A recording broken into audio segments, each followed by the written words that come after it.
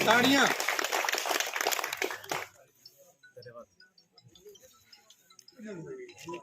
बहुत बहुत शुक्रिया। साढ़े विशाल परिहार जी की परिहार जी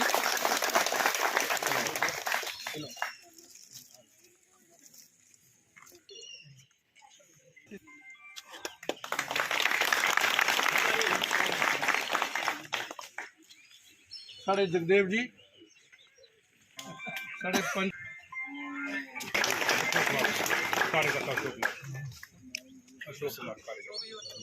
कड्डी दे मंडल प्रधान सुभाष जी होरें चुन्नी अर्पण करन। जोरदार ताड़ियां।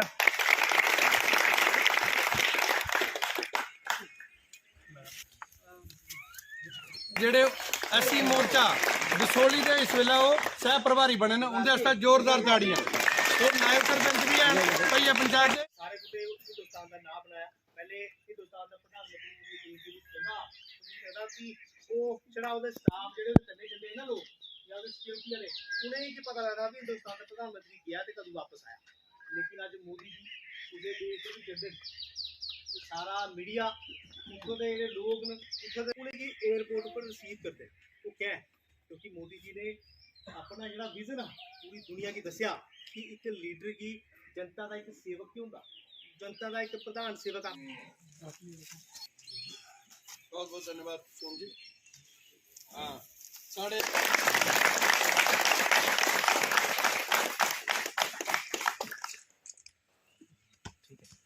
साढ़ा बूथ संपर्क अभियान है। इस बूथ संपर्क अभियान वीर शेट्टी साहब साढ़े वाइस प्रेसिडेंट ने एक वो साढ़े इंचार्ज ने साढ़े जेडे सेठू जी ने हीरानगर के उनके कन्ने कन्ने साड़ी भी ड्यूटी लगी दी है ते बूथें पर जाना लोकें कन्नै आदान प्रदान करना जन सबूतरी है एक जायजा लेना कि जेड़ियां उन्दियां स्कीमां ते बड़ियां न इस वेले असें 5 या 6 स्कीमें पर चर्चा करनी है। भारतीय जनता पार्टी के कार्यकर्ता है तो भी लगता सारा पिंड के इकट्ठा होता मैं देखा करना माता भैन भी सारिया मेरे बुजुर्ग मेरे नौजवान सारे सारी थोड़ा अगे आइयो यार। और अज सुभाष जी आता करते इस ग्रां दे विच भारतीय जनता पार्टी ने एक बैठक रखी प्रेसिडेंट साहब सुभाष जी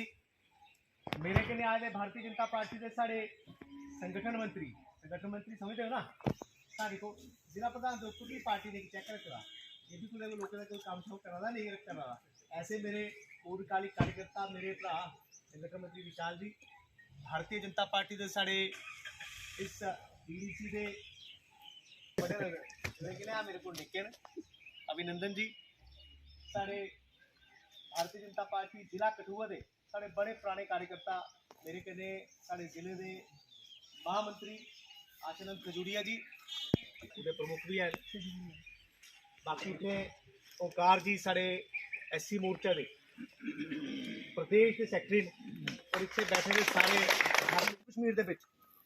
जम्मू कश्मीर के केंद्र सरकार ने गलाया कि जम्मू कश्मीर का एक नागरिक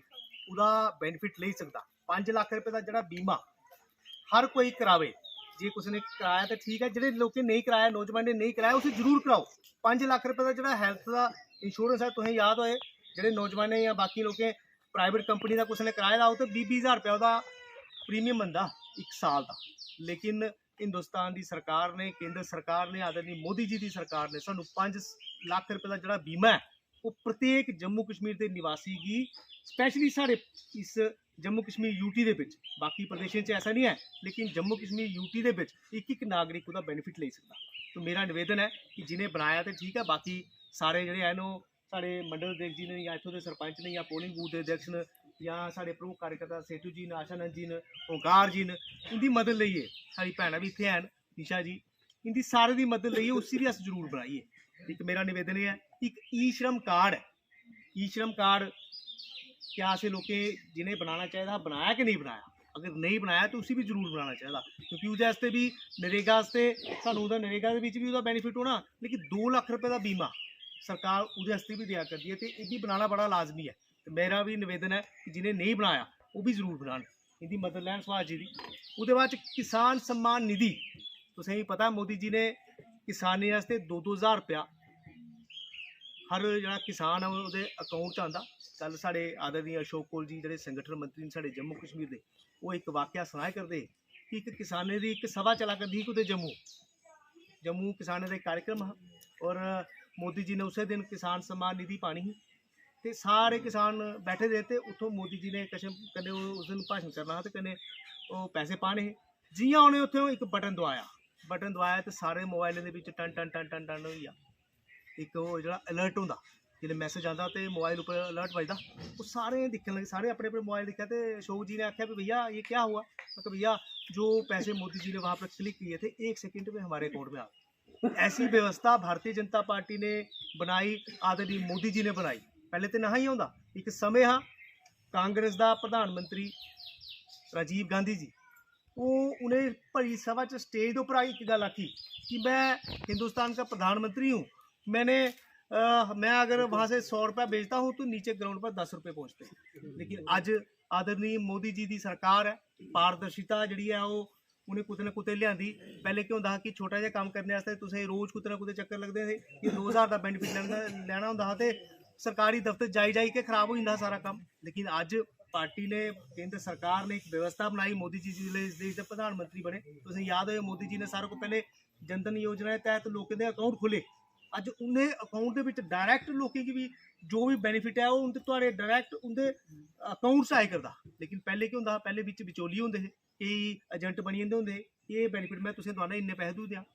लेकिन मोदी जी की सरकार आने के बाद कुछ ना कुछ मैं आखूँ कि लोगों की काफ़ी सारी राहत मिली। जिला के अध्यक्ष गोपाल महाजन जी,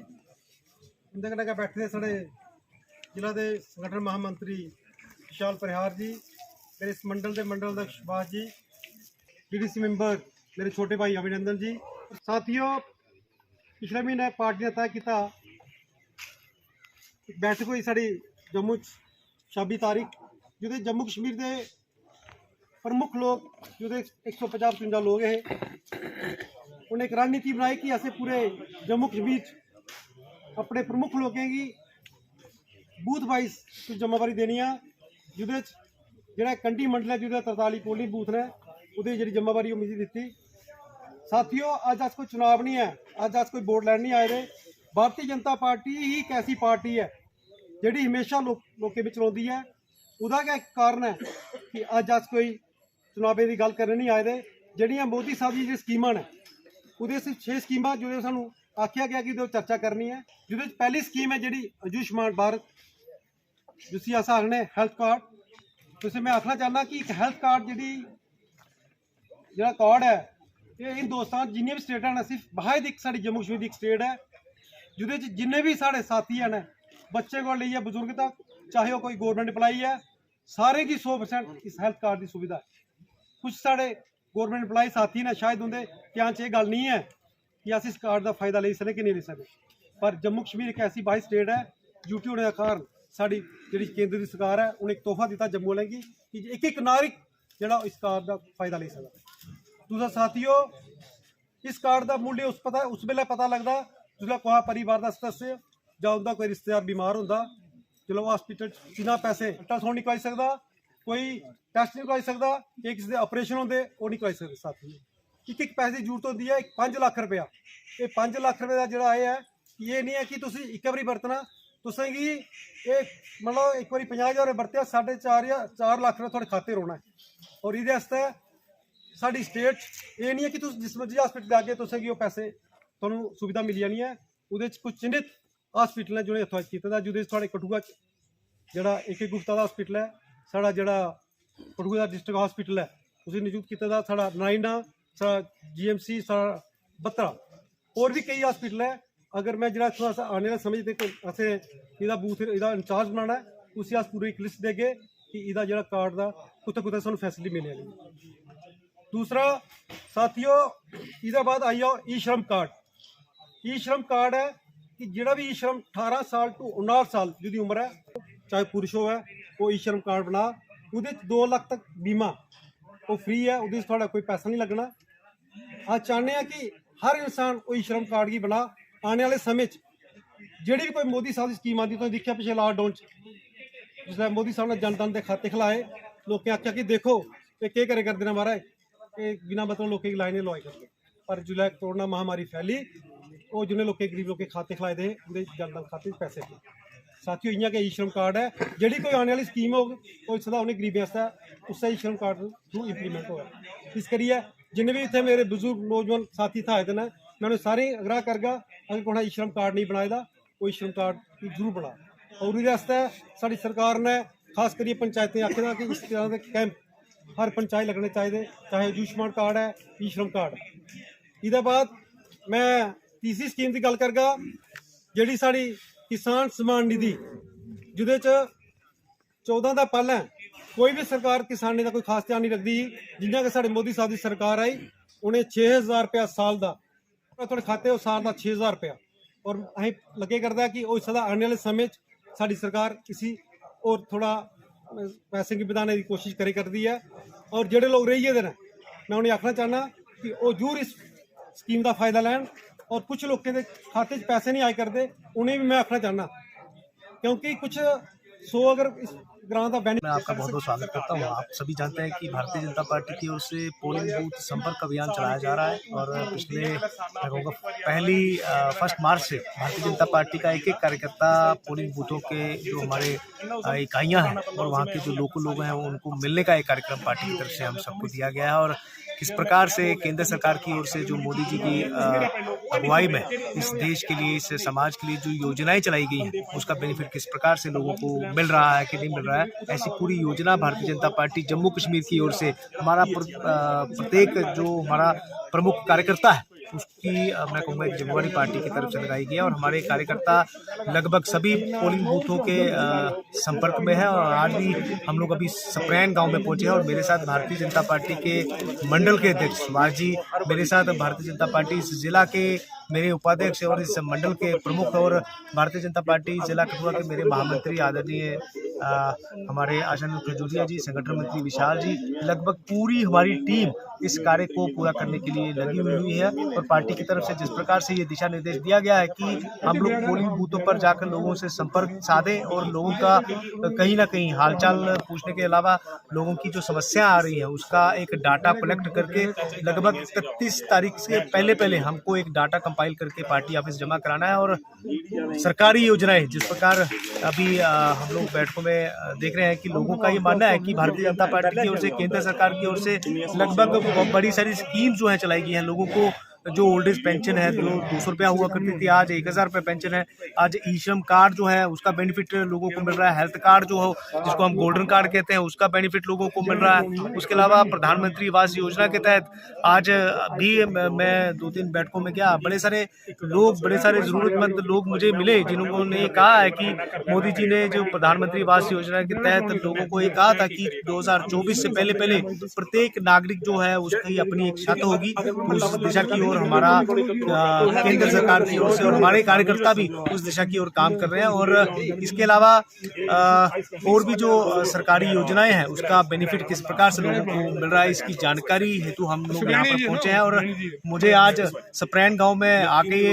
मैं कहूँगा कि बहुत अच्छा लग रहा है कि लगभग पूरा गांव भारतीय जनता पार्टी के संपर्क में है। भारतीय जनता पार्टी को हमेशा ही इस पूरे गांव का आशीर्वाद रहता है। तो आज जिस बड़ी संख्या में यहाँ पर नौजवान पहुंचे हैं, बुजुर्ग पहुंचे हैं और लगभग सारी माताएं बहनें इस पोलिंग बूथ इस गाँव की यहाँ पर पहुंची है, कहीं ना कहीं ये दर्शाता है कि आदरणीय मोदी जी के साथ किस प्रकार से लोग प्रेम करते हैं और लोगों ने भी कहा कि हम लोग भारतीय जनता पार्टी को हमेशा ही सपोर्ट करते आए हैं। आने वाले समय में भी जिस भी प्रकार से आदरणीय मोदी जी के लिए हमको काम करना पड़ेगा, हम अपने रिश्तेदारों को, हम अपने संपर्क में जितने भी लोग होंगे उनको और ज्यादा समझाएंगे कि आने वाले समय में भारतीय जनता पार्टी का जम्मू कश्मीर के अंदर हमारा चीफ मिनिस्टर जो है बनना चाहिए। जम्मू कश्मीर के अंदर हमारी केंद्र के हमारी जो सरकार है, पूर्ण बहुमत वाली सरकार है, वो बननी चाहिए। उसके लिए लोग भी जो है कहीं ना कहीं मैं कहूँगा अपना एक समर्पण भाव भारतीय जनता पार्टी के प्रति लोगों ने दिखाया, ऐसा मुझे यहाँ पर देखने को मिला। और एक बार फिर से मैं सप्रेन गाँव के जो हमारे सरपंच हैं, हमारे यहाँ के मंडल के प्रेसिडेंट हैं, हमारे उपाध्यक्ष हैं, हमारे महामंत्री जी हैं और स्पेशली जो हमारे पोलिंग बूथ के अध्यक्ष हैं सोमराज जी, जिनकी बहुत ही मेहनत की बदौलत आज ये कार्यक्रम हुआ है। मैं अपनी पार्टी की तरफ से एक बार फिर से पूरे भारतीय जनता पार्टी के कार्यकर्ताओं को बहुत बहुत आभार करता हूं। जय हिंद, जय भारत। सुदेश जी, बताएं जो आपने कार्यक्रम किया है, आज किन मुख्य विषयों पर चर्चा जो है हमारी भारतीय जनता पार्टी की ओर से पूरे प्रदेश में जो कार्यक्रम चल रहा है, हमारी जमावरी लगी है कि हमारे जो कंडी के 43 पोलिंग बूथ हैं, बूथ पर के अभियान के तहत जो आज हमारा 15वां बूथ है जहां आज पहुंचे हैं। सप्रेयर बुजुर्ग का 166 बूथ है जहां के जो हमारे पूर्व प्रधान है सौरभ शर्मा जी हैं। भारतीय जनता पार्टी ने 6 स्कीमों को लेकर जो संपर्क अभियान शुरू किया है। इसका कारण यह है कि जो हमारी मोदी साहब की जो स्कीमें हैं क्या लोगों तक पहुँच रही है कि नहीं पहुँच रही हैं, उनको पहुँचाने का उद्देश्य है। और जिसमें से मुख्य हमारी है आयुष्मान भारत, ई श्रम कार्ड, दूसरा है हमारा किसान सम्मान निधि, आवास प्लास योजना और डोमिसाइल और बुढ़ापा पेंशन और विडो पेंशन। इसके लिए हमारी जो पूरी टीम है उनसे जो चर्चा की जा रही है कि जो लोग रह गए हैं उनकी विशेष तौर पर लिस्ट बना के उनको भी फायदा दिया जाए, क्योंकि नरेंद्र भाई जी मोदी जी भारतीय जनता पार्टी एक ऐसी पार्टी है जो चुनावों के समय की यही बीच लोगों के बीच नहीं जाती, जो हमेशा लोगों के काम और तत्पर रहती है कि कभी लोगों की जो समस्या है उसका हल किया जाए।